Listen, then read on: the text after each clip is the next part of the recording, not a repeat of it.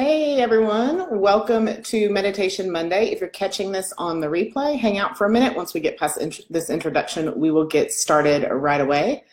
I am Audrey Christie, a holistic wellness practitioner. I help people tackle health issues and heal themselves from the roots up and the inside out using usually a three-pronged approach to nutrition, lifestyle, and energy work. So I hope that you are having a beautiful Monday or whatever day you're catching this replay. Today we're talking about meditation, as we usually do on Mondays. And we all know that there are massive, massive benefits to meditation, right? So, and those benefits actually grow, they stack on top of each other as you meditate, as you continue to meditate. And just a few of them, if you're new to meditation, just a few of the things that you can experience is stress reduction. And by stress reduction, I am talking about the kind of stress reduction that lowers blood pressure, that reduces your risk of heart attack and stroke, that lowers the inflammation in your body. And we talked about inflammation last week, or last Wednesday, right, for Inflammation Wellness Wednesday.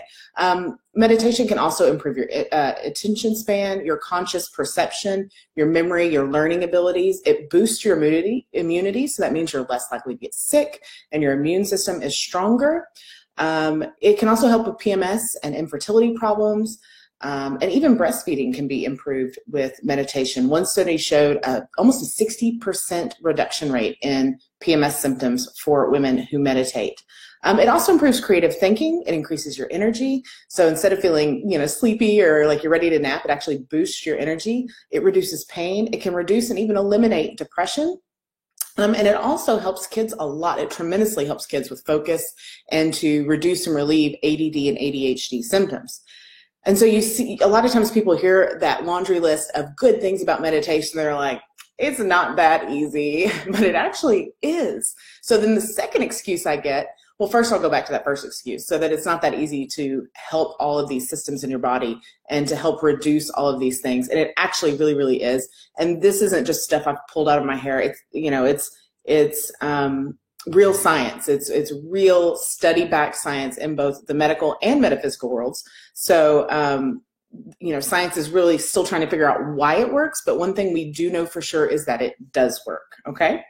So I encourage you to try meditation, but the other point, the next question I usually get is, well, okay, so let's say I'm going to give you the benefit of the doubt, Audrey, that it does all of these things, right? And then they go, I don't have time, and I don't know how, or I'm not good at it.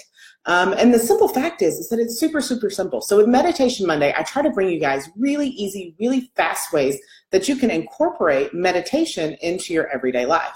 So we've talked about a few of them. Today, we're going to talk about moving meditation.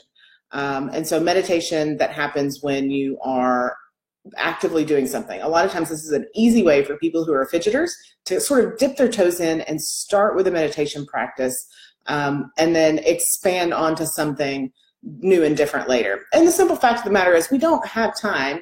Even the most well thought out day doesn't always lend itself to sitting on a pillow in a nice quiet room, especially in real life when you have jobs and kids and activities and technology that rings, right? So I want to give you a couple solutions. One, I think we've talked about before. It is the 5-finger meditation. My camera's backwards, so I'm like, trying to find my hand. Peace begins with me, peace begins with me, peace begins with me, right? It's a really, really easy one, and it's really great for kids. So I encourage you to have your kiddos try that too. At my kids' school, they used to have a moment of silence every morning, and that's what my kids did during the moment of silence. Peace begins with me, peace begins with me, right? And you can change that mantra. If peace begins with me doesn't resonate with you, I try to keep things pretty neutral, but you can make it a specific 5 or 4-word Bible verse that is you're particularly fond of. It can be any mantra or inspirational word group that you prefer for that. Again, that's really, really great for kids. So I encourage you. Usually, it took my kids were around 4 or 5 before they could really coordinate their fingers and do that well. And you don't do it up here; you do it in your lap. But that's hard for me to show you, right? Another one is to meditate while doing chores, right? Nobody likes to do chores. My least favorite thing in the world, 2 least favorite things. 1, unloading the dishwasher. 2, putting away or folding clean clothes from the dryer. But if you can turn that into a meditation and find something like maybe when you're doing the dishes, you say a mantra or breathe deeply and, just think and feel the gratitude for the meal, or for the fact that you could afford the clothes or the dryer, any of those things.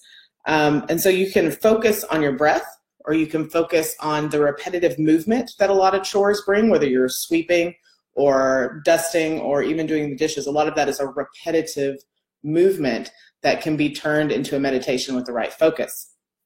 And then another one is just meditating while moving, right? So not just meditating while doing chores, but any kind of movement can become meditation. You've heard people probably talk about like getting a runner's high, and that's something very, very similar to a meditation, where the rhythmic step of the run just keeps you going. You can also do that with walking. And maybe instead of listening to whatever it is you listen to, full confession, when I run or ride my bike, a lot of times I listen to really heavy metal or really hardcore rap. So that happens. But sometimes maybe you put on meditative music and you focus on the beats and focus on your breath and the repetitive movement and move through that journey in a more meditative state. Another thing you can do, of course, yoga. Yoga is a very meditative practice. You're focusing on your body and how it feels in the moment and the movement, and your focus is really inward instead of outward. That's another alternative way to meditate. Again, walking, running, cycling, any of those things. Paddling, if you paddleboard, that's a really great way to find a meditative state. Or even if you're paddling in a gym, you can block out the extra sounds of the gym with your headphones. So I don't intend this live stream to last long, because the whole point is to show you that you can do meditation in just a wee little bit of time. And so I'll keep bringing these to you on Mondays. Hopefully you enjoy them. If you have questions, feel free to pop them below the video and I will come back around and answer them. If you're not in the Wellness Tribe, I'll put that link in the comments. I'd love to have you over there.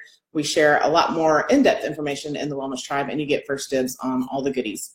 So again, I'm Audrey Christie with audreychristie.com. Thanks for joining me.